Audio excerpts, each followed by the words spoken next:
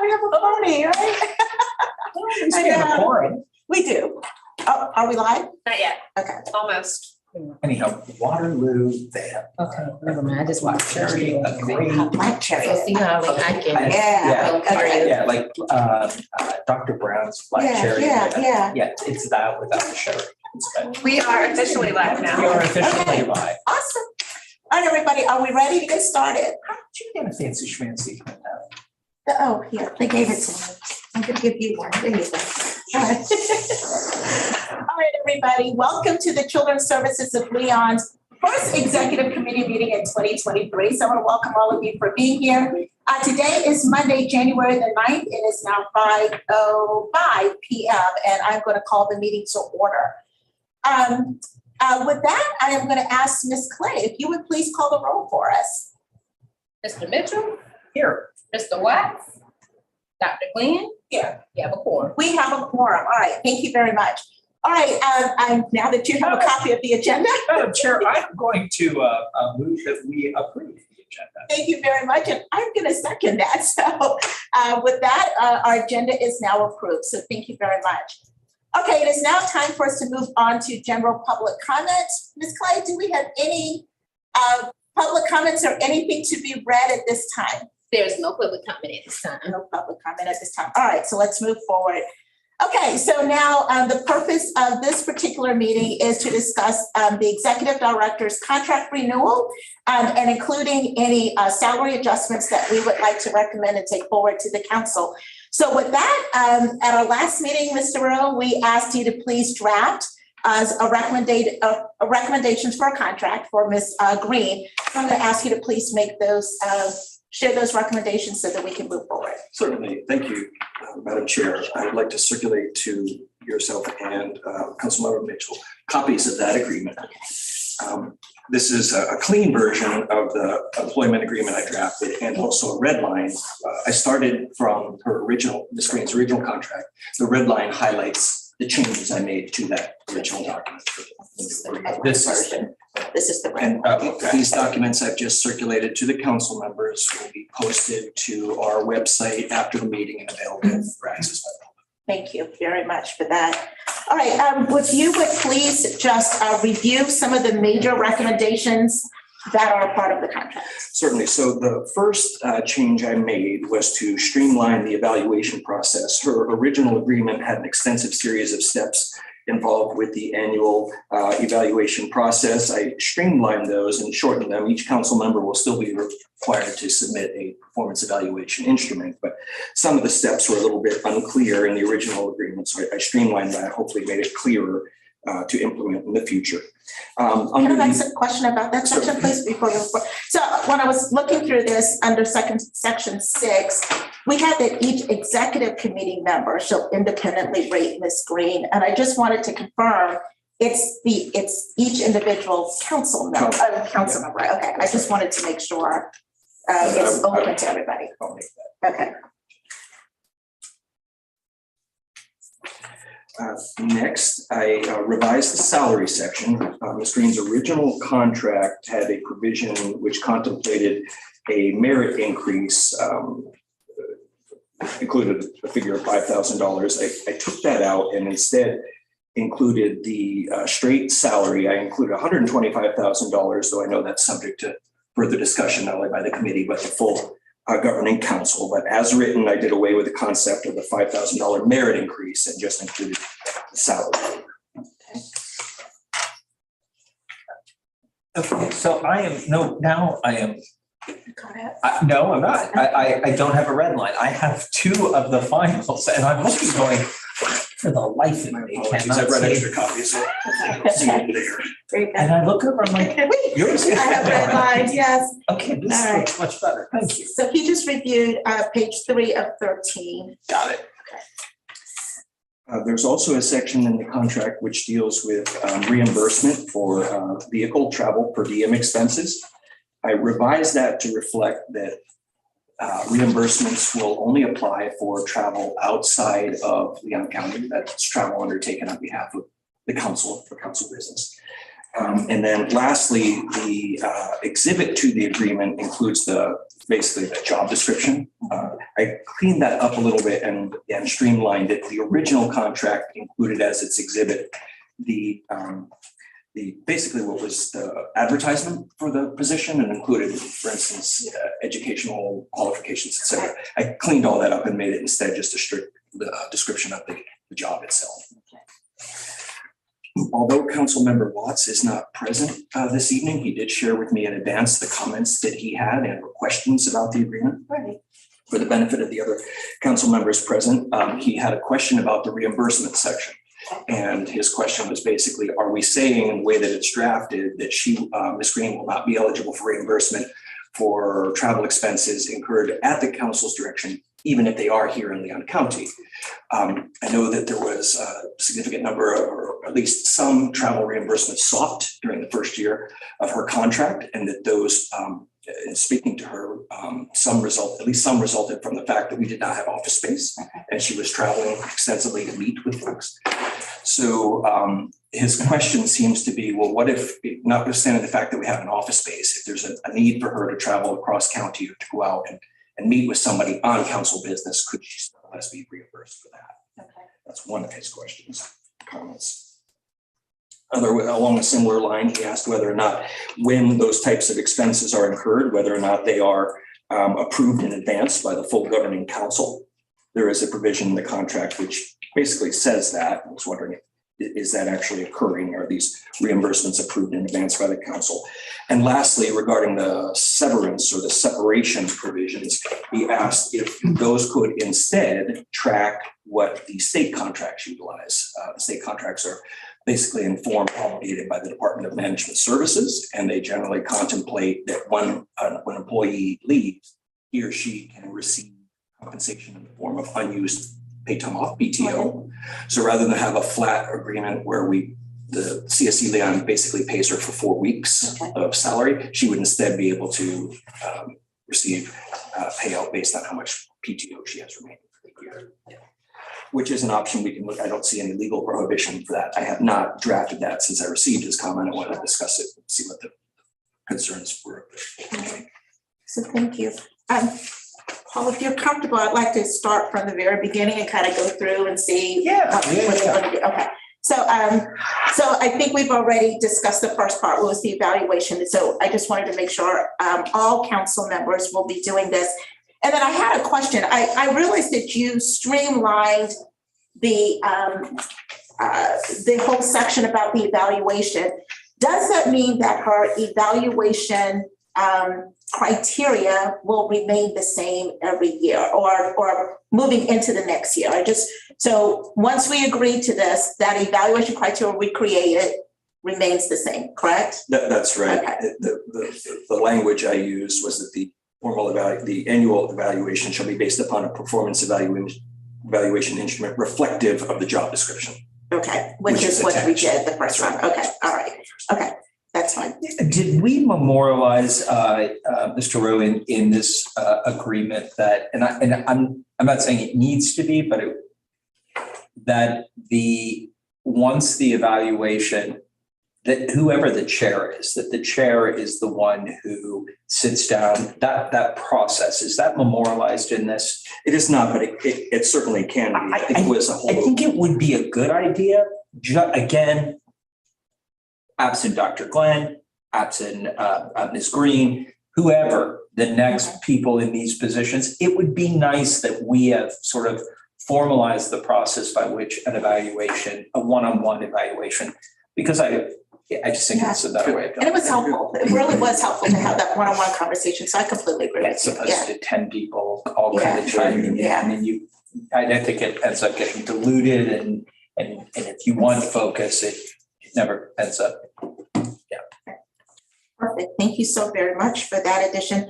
All right, let's move on to the salary section. I think that's the next section. So you have on here that, and I'm on page 3 of 13. So we have that she has an annualized salary of $125,000, which I think we decided on at the last meeting. And I just wanted to make sure, Paul, you were in agreement with that. Not that you were in agreement to it, but that's what we decided, right? But Okay, you're right. but we did It's decide 9.1. on the 125. what I didn't see in here, and I do think we should make the recommendation. So I think we're making the recommendation for a salary of 125, but I didn't see anything for like an inflation rate or increase. And I know that was brought up at the last meeting. Is this where that would be included as a part of her contract? The draft you have before you does not include Right. automatic inflationary increase. But It's still something that has to be approved. But it says she may receive an increase. It's sort of like state employees. When the legislature appropriates the money, when the board makes a decision as part of her evaluation that they would like to provide an increase, that's when you would do it. And I think the language is clear as a result of the performance evaluation, but it wouldn't be an automatic. It's not a much like flat, state- right? I agree. State employees is not. So that's for next year, right? So after we do her evaluation next year, Correct. then the executive committee will meet again and say, okay, based on her evaluation, here's what we would like to recommend as an increase in her performance. Is that correct? Mhm. Which I agree, and that was clear. If at all. My question is, the one, okay, follow me, the 120 that she received last year did not include the $5,000 because we said we wanted to see what her performance was, right? So we saw her performance and the board agreed that we would give her the 125. Are we going to consider, since that was basically promised to her, like you perform, you get the 125, are we going to give her an inflation increase for this year, which will be a bit more than the 125? And it could be, I know that Mr. O'Brien, Councilmember O'Brien suggested a 3%. And I think this is the place where we should include it. So I would like to say she will get the salary of 125 because she met the performance standard. We would like to add an increase or a certain percentage for inflation. I would be a no on that, but I think it's much like I would say no on increasing her to 125. It was very clear to me that the board is at least half in favor of that, if not all 9 but me. So I think my recommendation would be much like we did before. We just bring this to the board without a recommendation. Okay. Everyone has an opinion, and there was plenty of discussion, and especially because it's just 1-to-1, right. So nothing really passes unless you and I agree. I would just feel more comfortable making the motion that we bring it to the board for discussion and their recommendation, again, knowing that I will likely be in the minority. I understand, and I totally understand that. I just wanted to ensure, is this the location where it would be? And I want to make sure that when, Mr. Rowe, when you present it to the board, to the full council, that we say, we agreed on the 125, but we would like to recommend that the board considers if we want to include a percentage. If so, what is it? And be able to have a vote on that at the next meeting. Okay, are you in agreement with that? Yeah. Okay, all right, perfect. All right, thank you very much. All right, let's move. Okay, and then just to be clear, there's no flat increase or anything, like all of that's been removed, right? Okay, all right, just wanted to make sure. Okay, then, the only other change I had was. But by the way, just so that we're very clear, and I'll make this point at the board meeting, the decision, if you remember what Mr. Watts said in our last meeting, what he said was, I would be more comfortable with the $2,500 recommendation, but it's sort of $0 or $5,000. So he was like, so I'll go with 5,000. That was at the executive committee. Then at the board meeting, as this discussion came up, it was, do we do a percentage? It was, I just want to make it clear that the $5,000 is an increase for this coming year. That's how the original contract was written, was that she would be eligible for a $5,000 increase. And there's nothing that says that's the maximum. I just want to make it clear that this $5,000 is for 2023. Okay. Or 2022, 2023, really. Right. Okay, that's fine. And I follow that. That makes total sense. Okay, but I still would like for us to give the board the option to decide if we're going to do an increase or not. Inflation rates. Okay. Then let's talk about Mr. Watts's comment about the travel. So when I read this, my understanding of this was no matter where she goes in Leon County, she's not going to get reimbursed for that. And only for travel outside of the county would she get reimbursed for, right? Okay. That's the way it's written. Okay. That is not what you're bound to do. Right. You can provide as much. That- Again, let me make an important point. Mr. Rowe, you mentioned that Ms. Green said that she had put in a series of reimbursements because we didn't have office space. Office space was offered, but turned down. I do want to make that very clear. That was a decision that Ms. Green made because Mr. Hanna offered free office space for the use of the council's executive director and staff. In terms of, to me, the policy for travel reimbursement should be consistent with what state employees are. And I think that's where Mr. Watts is coming from.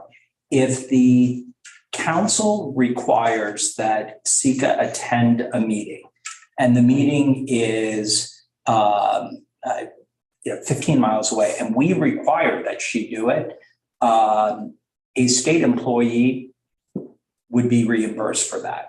I think that's why Mr. Watts is asking the question. So to Dr. Glenn's point is the way the agreement is written, by the way, we're talking now, I've never known an agency head to ever put in for travel reimbursement. Having said that, that's a decision that, each one can make. But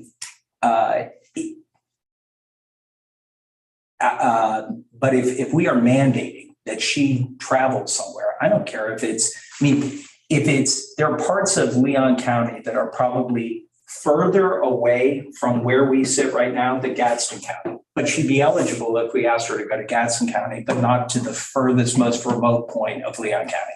That doesn't make any sense to me. And I'm bothered by the fact that she submitted for reimbursement up to this point. It really does. It bothers me. But if we're going to allow her to submit for reimbursement to Gadsden County or Jefferson County, it only makes sense that we would allow her to submit for reimbursement of an activity that we mandated within Leon County. So that's the distinction I think Mr. Watts is trying to get at, and I support his the distinction. I agree also. I would like to see this mirror what is allowed by the state.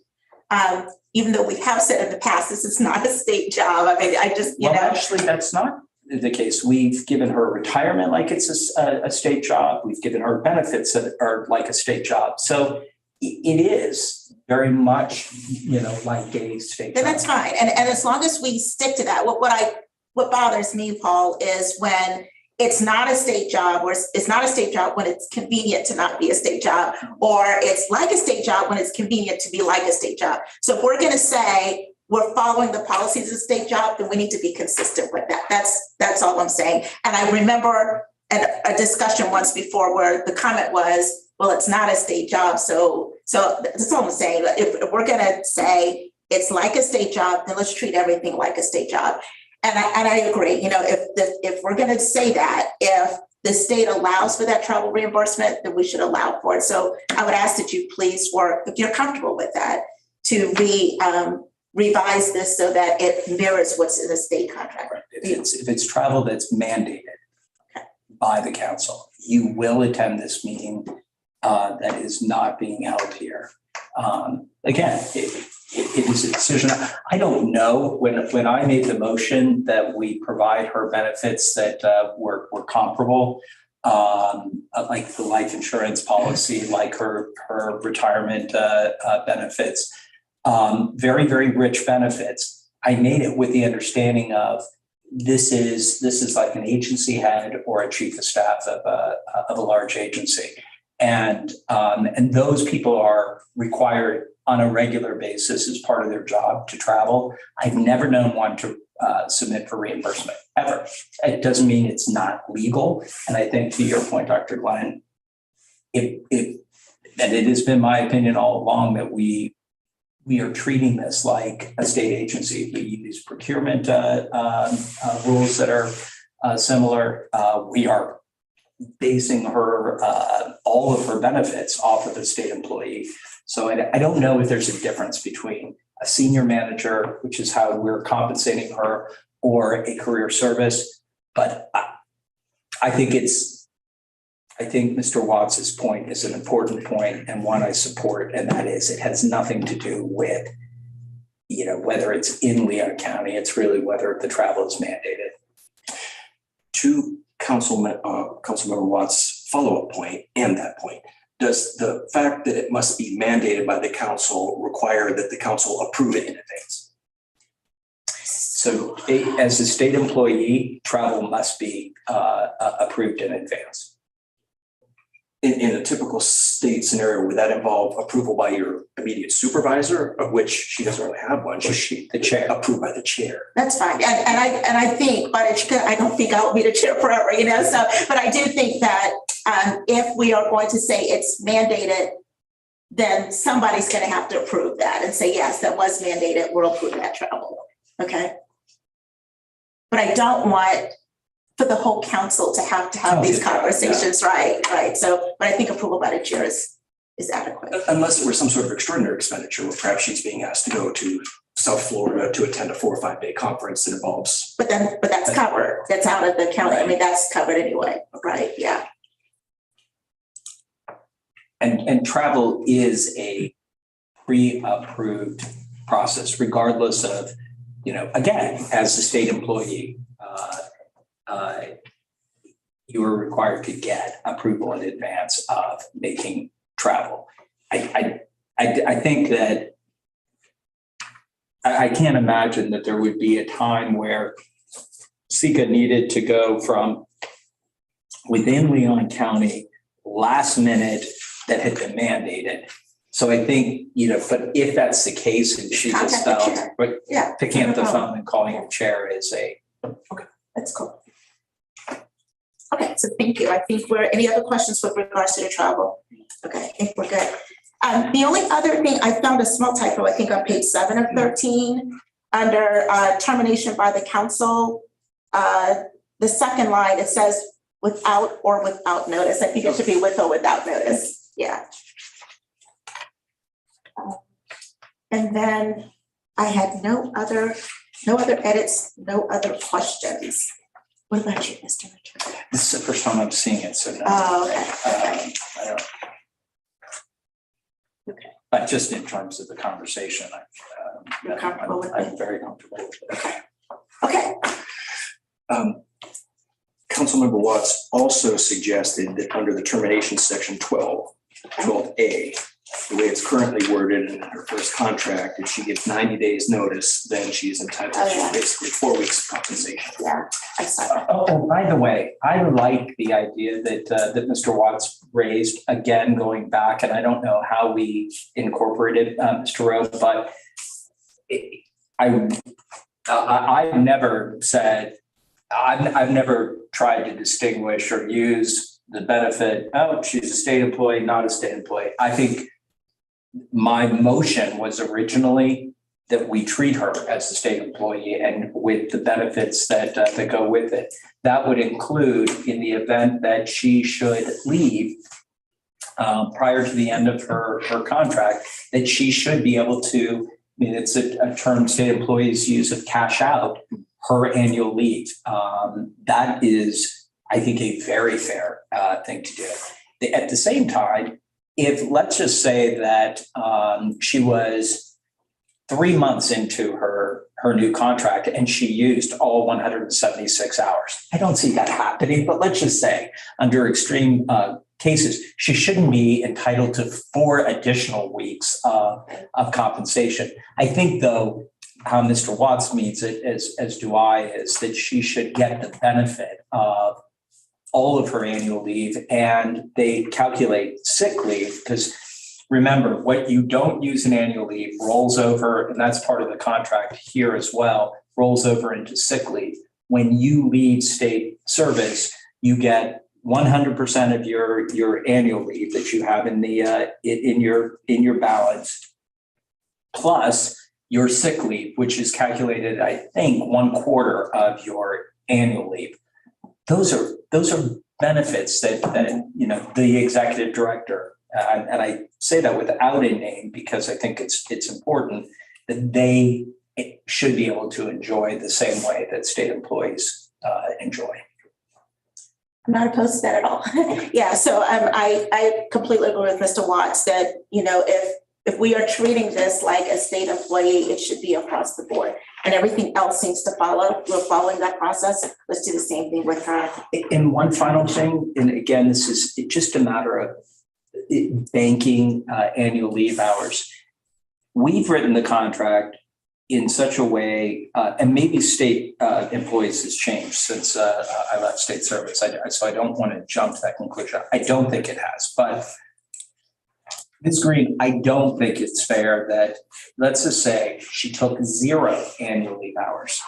And at the end of the year, she had 176 hours because it was a busy year and she just didn't have time to take annual leave. The way this contract's written, all of that would roll into sick leave. Again, you're compensated at 1/4. Sick leave is calculated at 1/4 of the annual leave. The state employees are allowed to, maybe getting this number wrong, I know it's more than 176. I want to say,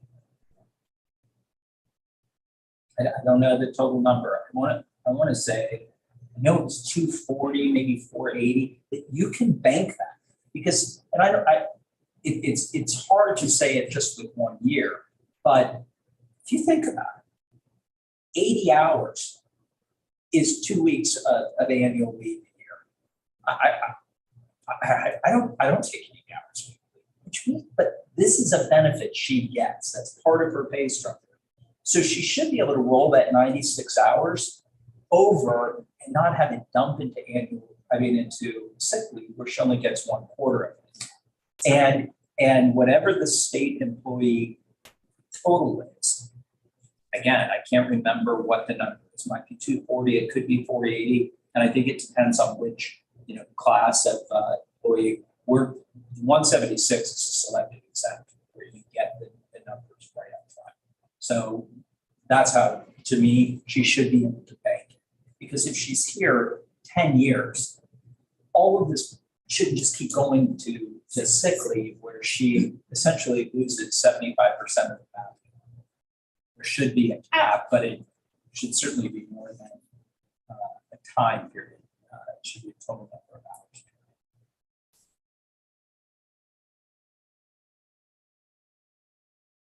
So what I'm hearing is we're following the state process. Yeah, I just don't know what the Right, total okay, hours sure. is. You are certainly able to roll over and maintain a balance of annual leave hours as a state employee. So what I'll do then is I will obtain the Department of Management Services employee guide for all state employees. I will mirror what appropriate provisions are in this section. According to the direction I received.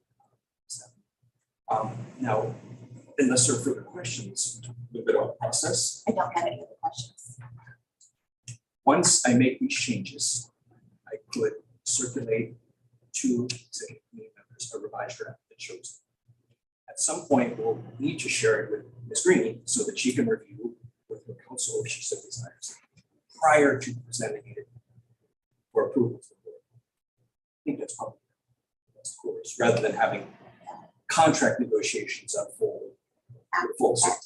So we meet with the board, we meet as a council next week, right? So that would have to be soon. All right. So I would like to see the revisions that you make, just so we can look at it and make sure it reflects what we want, because I just don't want anything different than what we think it's going to be. And I do think it's fine to give her an opportunity to review it, but with no changes, or if she does have changes, it has to be red line so that it's clear. then that's what we share with the council so that we can all make a determination on that. Are you comfortable with that? I am, and I'm also most comfortable with not negotiating at a meeting with 10 people. I think it's unfair to do to Sika.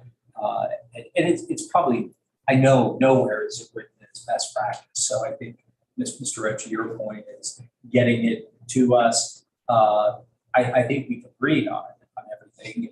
Again, I assume that I'm jumping to a conclusion. I get it, but where Mr. Watts raised the question of travel, I think we are in agreement. So I think you could just put that in the issue of annual leave being able to bank more than at the end of her contract period shouldn't roll automatically into to sick leave, that she should be able to keep a balance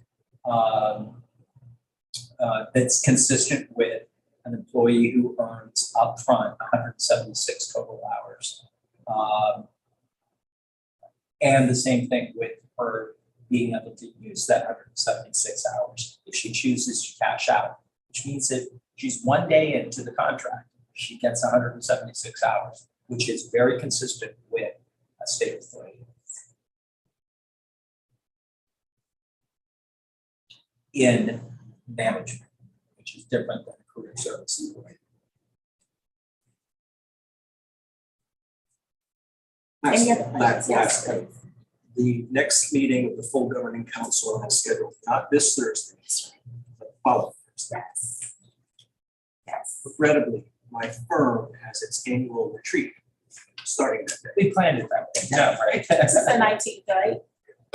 On some occasions, as members may recall, my colleague Fred Springer attends meetings. He's unable to appear in my stead because he will likewise be at the retreat, as will all of us. So if there's a desire to have me there to be able to answer questions about legal considerations or otherwise, then I suggest the contract approval will be moved to February. Which means that we will have to extend her current contract for 1 more month. yes. Okay. Now, my recollection from the December meeting was that there was a vote to continue the terms of her salary her new salary basically would take effect as of January 1. Okay. But the terms, general terms of the agreement would continue until the next meeting. So there would probably have to be a motion to continue it until February or until the new contract is entered. Was the motion to continue till the next meeting, or was it to continue until we have drafted a new contract? It was my motion to, it was extending her, one, it was offering a new contract. It would include, even though it wasn't part of my motion, that one of the, I think that was A. C was the 125,000. So that started already. That started effective January 1. And I'm trying to remember my motion was. Till a new contract was drafted, is what I'm remembering, that we were extending her work until a new contract was in place. And if that's the case, we don't need to do anything. After this meeting, Yes. I will go back and review the video. Okay. For clarification, and I'll communicate separately with you about the appropriate motion at the next governing council. Okay. Just Motion to. Do you have the 1 month, that's what I'm. agenda? Is that what it was? Yeah, Mr. Mitchell motioned to extend Ms. Green's current contract by 1 month and instruct the general counsel to draft a new contract with the merit increase built in. Mr. Candace seconded the motion. Okay, so it's just 1 month. So that means that we have to extend her contract another month then. Okay. Okay, so let's assume that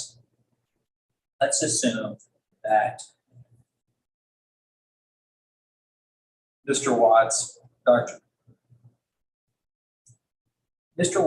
Glenn, and myself all agreed that the contract's good, that the new contract that you drafted. Ms. Green also agrees that it's fine. She has no changes. If that's the case, is there a problem with the board voting on it even in your absence? Only if they have questions that are legal that you don't want to address or can't address. Oh, Right, if they start asking a bunch of questions, I will want to be make able to the turn. motion that we accept. Right. I mean, there's nothing significant about the Right. changes because and when we do the following month, I will remember to make as part of that motion, even if it's me amending someone else's motion, that we essentially start all of the benefits effective January 1. Okay. All right, so go ahead. All I'm right, so you have a sorry, I thought. forgot Yeah. to cover one additional Sure. change. There was some discussion about whether or not the contract should be for a longer period of time than 1 year. This is set up to cover 2 years with annual evaluation. So there would still be an evaluation, but the duration of the term is moved to 2 years. Wait, In where the was that? Because I didn't see that. Where was that? We discussed it before. We discussed the possibility of doing a longer contract than 1 year. Oh, so we did that in our executive committee. Right, Yes, section 8. section B. Yeah, 2024. I mean, listen, I think what it does is it relieves us of having to make bring Every the year. item every year. Yeah. But the evaluation is still, plus because there's an evaluation, it also offers the council the ability to give her a merit pay increase or, what I like to refer to as the Biden inflation increase, but just most people would refer to it as cost of increase. So when you do present to the council, we just need to make sure that it's clear that, because I missed this 2024 when I reviewed this. Okay, perfect. Thank you so very much. Okay, so my understanding is that you're going to make those changes. You're going to send them to us. Once we bless it with holy water, you allow Ms. Green to review it, make sure she's comfortable. And then what we are going to do is we're proposing that Mr. Mitchell makes a motion at the next meeting that we extend her contract for 1 more month so that you could present everything to the council in the February meeting in case there are questions from the board members. Then we'll do a final vote at that point in time. Good? Yeah, and I'm going to make it till the next meeting. The 1 more month, I think. Oh, it's on February. Yeah. Yeah, Yeah, the February Well, meeting. it's under a month or it's over a month. That's fine, Okay. yeah, okay. Got it. Thank you. Anything else, Mr. Rowe? We're good, okay. Anything else? Mr. Mitchell, you're good? Okay, so at this point, it is time for public comment. Ms. Clay, do we have any public comments? There is no public comment at this time. All right, so it is, I would like to get a motion first to approve our recommendations. Do I need to do that, or what's the process? Yeah, I think, well, yes, I'm gonna make a motion that we approve this new draft with the changes that we have discussed here today to include Mr. Watts's point about mileage incurred within Leon County that is mandated by the council with prior approval of the chair. That includes the ability to bank annual leave hours up to whatever the state employee maximum is before it rolls into sick leave, which, by the way, sick leave, it's unlimited. As many thousand as you want. So that's a good thing, but and the 2-year contract. But the 2-year contract's in here. Yes, it is. So I'm just saying the only changes other than the mileage and the annual leave. Is that it? A recommendation to the full governing council and they discuss the amount of salary. Oh, correct. Right, For that's. the salary section on the next meeting, at the February meeting. It'll be at the February meeting. So, Right. Again, recognizing that it will be whatever the number is above and beyond the 125 would be applied from January 1 forward. That's my is that your motion. recommendation? Okay, thank you for your motion. I am seconding it. So that will be our recommendation moving forward to the committee. And then that we will bring this to the committee at the February meeting. Okay. All right, thank you very much for your motion. It is now time for us to discuss our next meeting date. Do we have a next meeting date scheduled, Ms. Clay? Not yet. All right, so, Yes. okay, so when is that scheduled for?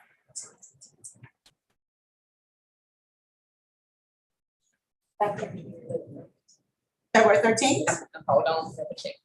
Right? Yes, Before February Valentine's Day. It's all go out already. Yes, So I they accept did. it. Okay. Yes, second, your meetings are the second Monday of every month. Perfect. Yeah. Now we have a location, same back location, same everything. Okay. Thank you very much. And with that, we don't have an agenda at this moment. I guess that if there are any changes that comes back from the screen or anything like that, since it hasn't gone to the board yet, we can discuss those at our next meeting. Okay. All right. It is now time for committee member comments. Do you have any comments, Mr. Miller? We have no comments. All right. Well, with that, it is time to adjourn. The time is now 5:45 p.m. Thank you all very much. Thank you.